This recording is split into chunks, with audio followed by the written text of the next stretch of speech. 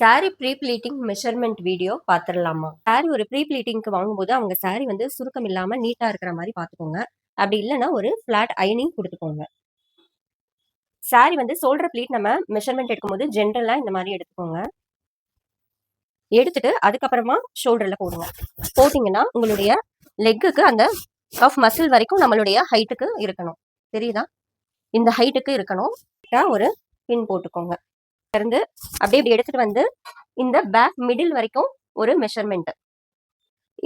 இது எதுக்கு back middle வரைக்கும் நம்ம வந்து பின் பண்றோம் அப்படின்னா, இது வந்து நம்ம சாரி அயனிங் பண்ணும்போது இந்த இடத்துல எல்லாம் வந்து நீட்டா அயனிங் இருக்கிறதுக்காக தான் நம்ம இந்த பின் பண்றோம். இப்போ இந்த மிடில் பண்ணியிருக்கோம் இல்லையா, அப்படியே சுத்தி எடுத்துட்டு வாங்க. சுத்தி எடுத்துட்டு வந்து நம்மளுடைய ரைட் ஹேண்ட் எண்டு வரைக்கும் ஒரு பின்.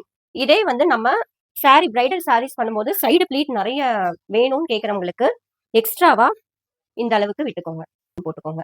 இந்த மாதிரி பண்ணும்போது உங்களுக்கு சைட் ப்ளீட் நிறைய வரும். அப்படி இல்லை அப்படின்னா இதோடவே நிப்பாட்டிக்கோங்க.